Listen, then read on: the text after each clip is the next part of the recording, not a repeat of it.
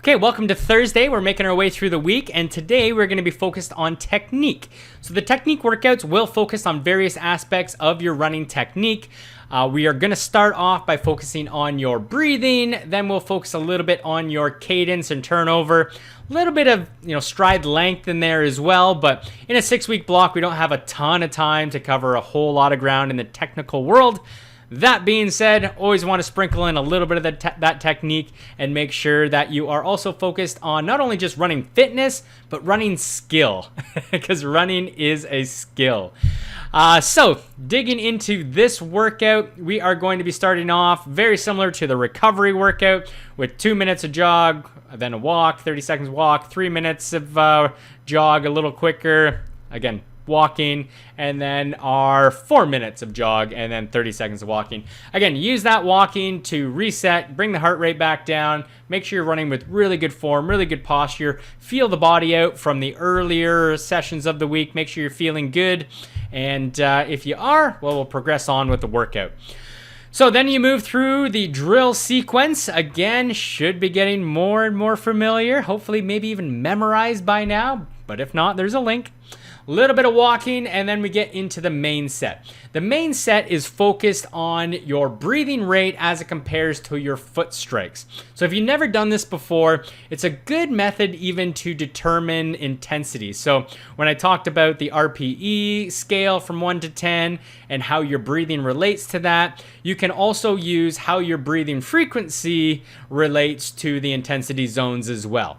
So what I mean by this is, when we inhale, we will take a certain amount of foot strikes, and when we exhale, we'll take a certain amount of foot strikes. If you've done any swimming, you're very familiar with having to time your breathing with your arms. So it's very similar in terms of that, and you're probably doing it, especially when you're running hard but are not aware of it. So we're trying to just bring this top of mind, and then you can also, again, use the breathing frequency to dictate your exertion level. So I'll give you a quick example of this. A typical, breathing to foot strike pattern when you're running nice and easy, zone 2, 3 or 4 out of 10, is typically 3 foot strikes per inhale, 3 foot strikes per exhale. So if these are my feet, I would be inhaling, exhaling, inhaling, exhaling. Now, I know this sounds ridiculous, but you get my point. As you increase the intensity, your frequency of breathing should also increase. So you might get to a point where you're doing 3 foot strikes inhale, and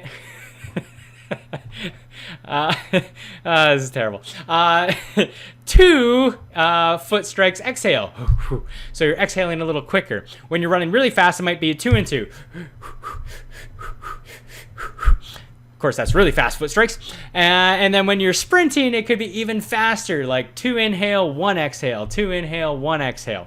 So again, just play with that. You may be longer, you may be shorter, but again, bring it top of mind, and you're gonna see what happens when you increase the intensity. So for the first one here, you're gonna be running in that zone 2, 3 or 4 out of 10, and then you're gonna bump it up into zone 3 tempo at 5 or 6 out of 10, and see if anything happens to that frequency.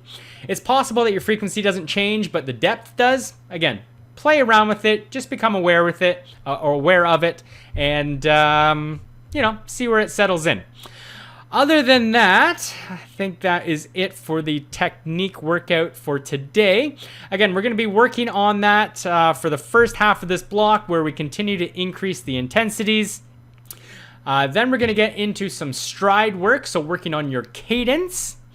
And then we're going to finish off with a little bit of recovery, a little bit of stride length in there as well, and leg recovery speed. So again, really focused on your turnover or your running cadence, which will be incredibly important, especially through this training block as you get started.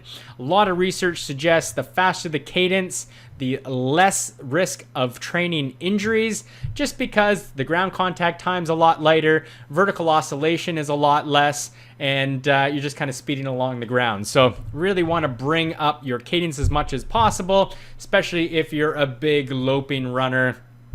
We want to see if we can improve that technical aspect of your running right out the get-go. So that will be it for Tuesday's technique. Tomorrow, we don't have anything. It's a day off. Enjoy it, rest, recover, light activities, stretch mobility would be great, and we will see you Saturday for the endurance run.